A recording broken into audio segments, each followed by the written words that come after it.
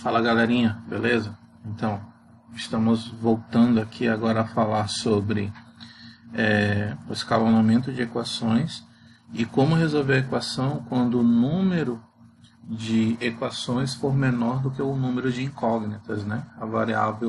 O número de variáveis for maior. Neste exemplo aqui, eu tenho 3 equações, né? E eu tenho 4 variáveis, ó. X, Y, Z e T. E tenho 3 equações. Então aqui é um sistema do tipo 3×4. Pessoal, eu não vou falar muito desse meio aqui, porque eu vou subentender que vocês viram o outro vídeo e já entenderam como faz o escalonamento, tá? Eu vou só dar as dicas para vocês fazerem aí. Mas, por favor, se você não lembrar, volta no outro vídeo para poder ver essa parte aqui de novo, tá? Então, olha só. A primeira coisa que a gente tem que fazer é que a primeira equação, ela precisa ter o seu termo que acompanha o x precisa ser 1. Então, aqui no início, ó, percebam que eu tenho já o termo sendo 1 e essa daqui também. Eu poderia começar com qualquer uma dessas duas equações, tá? É a primeira situação. Então, essa primeira equação aqui, ela já está determinada. Então, é ela e nós vamos levá-la até o final. Eu preciso agora encontrar essa segunda equação aqui, ó. Vou escrever logo aqui, segunda equação. Para encontrar esta segunda equação, eu vou precisar fazer a soma dessas duas equações aqui, ó. Lembra que pelo método da soma, eu vou tentar cancelar esses dois elementos, beleza?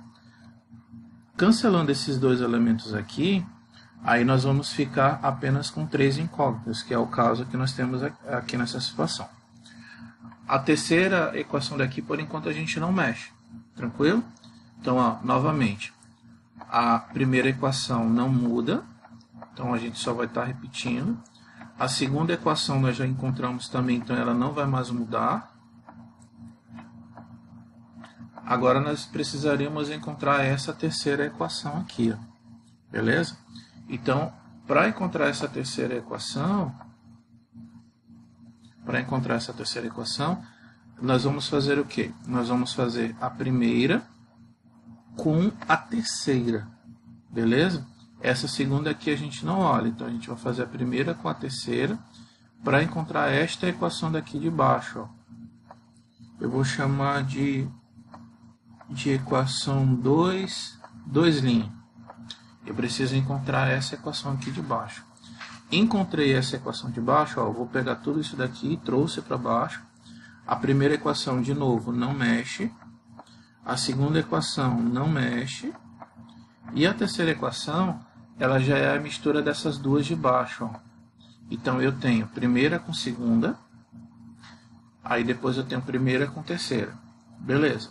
Aí, por fim, eu tenho segunda com terceira. Beleza? Todas elas precisam fazer isso. Nesse momento, o sistema ele já está escalonado. Tá bom? Ó, eu tenho 4, eu tenho 3 e eu tenho 2 variáveis. Percebam que eu não tenho uma terceira equação para ter uma variável. Então, esse é um pequeno probleminha que a gente encontra nesse tipo de equação. Tá? Deixa eu subir aqui para mostrar para vocês. Deixa eu apagar esses riscos. Então, ó, só lembrando, o sistema já está escalonado. Por que ele está escalonado, professor? Porque eu já consigo fazer o degrauzinho. Ó, 4 variáveis, 3 variáveis, 2 variáveis. Beleza?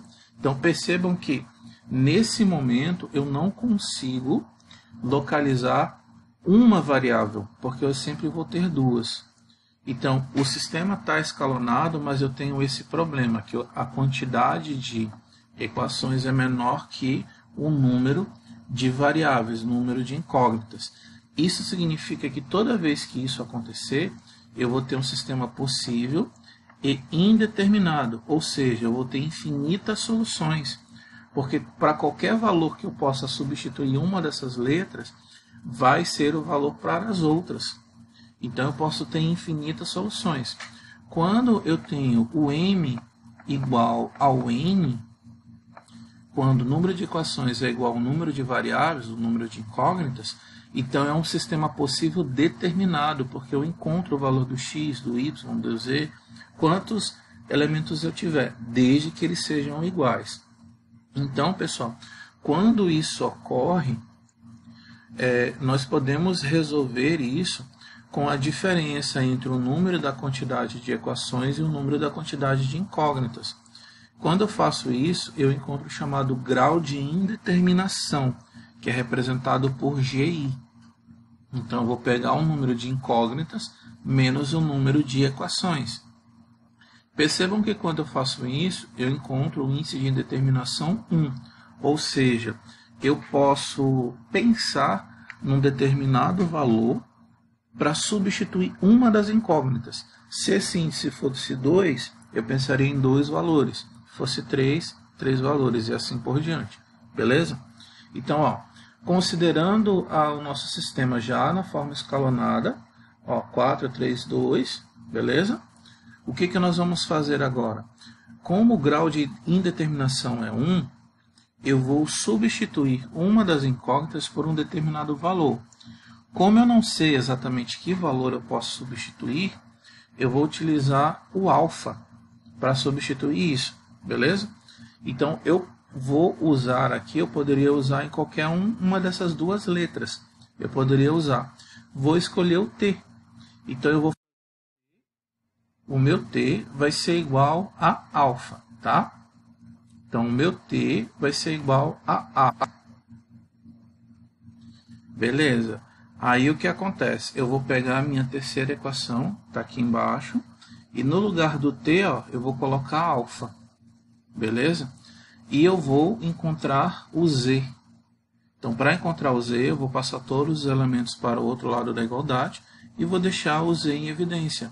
Olha o que nós fizemos, deixando o z em evidência, eu tenho 12 que multiplica o z, que vai passar dividindo esse valor todo. Aí eu posso simplificar 30 e 12, posso simplificar esses dois valores por 5, e eu posso simplificar aqui por 6. Aí nós vamos ter o quê? Nós vamos ter 5 mais A sobre 2. Então, o valor do meu z é isso daqui. Eu já encontrei o valor do z. Ah, professor, mas o valor do z não deveria ser apenas um número? Poderia, mas nesse caso, lembra que nós encontramos um determinado grau de indeterminação. Então, não importa qual seja o valor que eu dê para esse alfa, vai satisfazer o resultado do meu sistema. Beleza? Aí, o que eu vou fazer agora? Eu vou encontrar os outros elementos.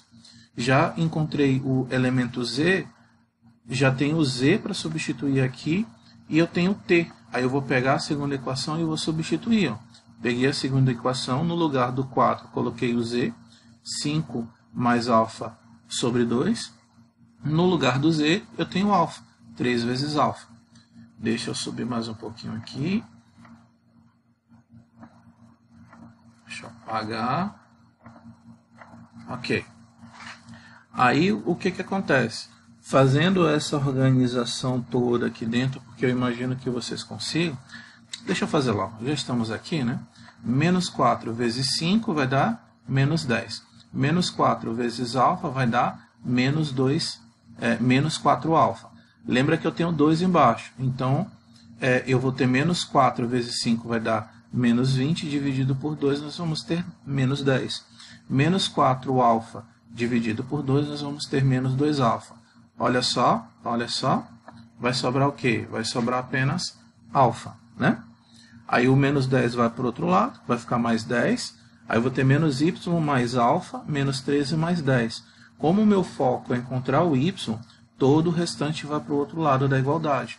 Aí eu encontro o valor do meu y, alfa mais 3.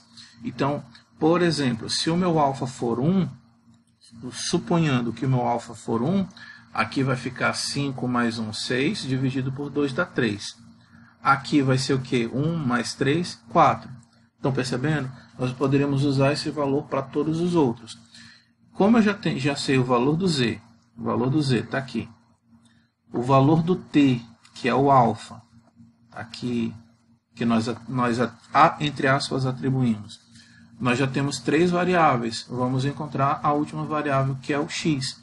Então, vamos lá na primeira equação, ó, no lugar do y, nós temos alfa mais 3. No lugar do z,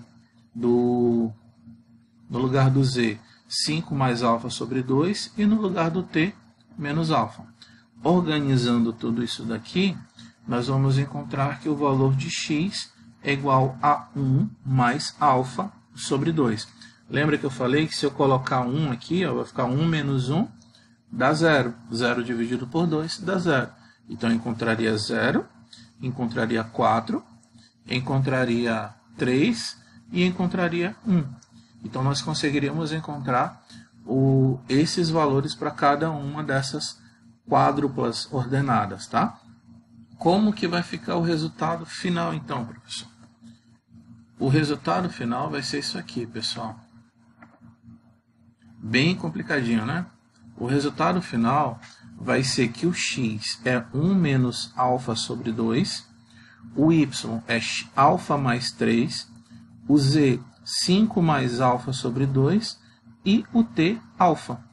Para qualquer valor que eu colocar em alfa, desde que pertença ao conjunto dos números reais. Então, percebam que eu poderia colocar 1, poderia colocar 0, menos 1, 10, 20, 50, raiz de 2, raiz de 30. Eu poderia colocar qualquer valor no lugar desses alfas. Então, eu teria infinitas soluções. Por isso, que toda vez que eu tiver a quantidade de equações menor que a quantidade de incógnitas, vai acontecer essa situação. Lembrando que esse tipo de sistema é um sistema possível, porém indeterminado. Por que indeterminado? Está aqui, pessoal, a resposta. Eu não consegui encontrar um valor específico para eles. Beleza, pessoal? Então percebam que, apesar de ser um pouquinho complexo, se vocês reassistirem este e o vídeo anterior, vai dar para encontrar, vai dar para saber como escalonar essas questões. Escalonando, vocês vão conseguir chegar nesses resultados. Lembrem, quando você escalona um sistema de equação que tem a mesma quantidade de equações e de incógnitas, nós vamos encontrar um sistema possível determinado, ou seja, nós vamos encontrar uma determinada valores determinados. Quando nós encontrarmos a quantidade de equações menor do que a quantidade de incógnitas, nós vamos encontrar respostas parecidas com essa, e nós vamos ter um sistema possível indeterminado. Nesse caso, como nós tínhamos 4 variáveis, 4 incógnitas, nós temos a quádrupla solução de um sistema. Beleza, pessoal? Espero que vocês tenham gostado, mesmo sendo um pouquinho complexo, mas na medida que vocês forem fazendo as atividades, se for ficar dúvida, é só chamar a gente que estamos aqui para ajudar. Desde já agradeço e até a próxima.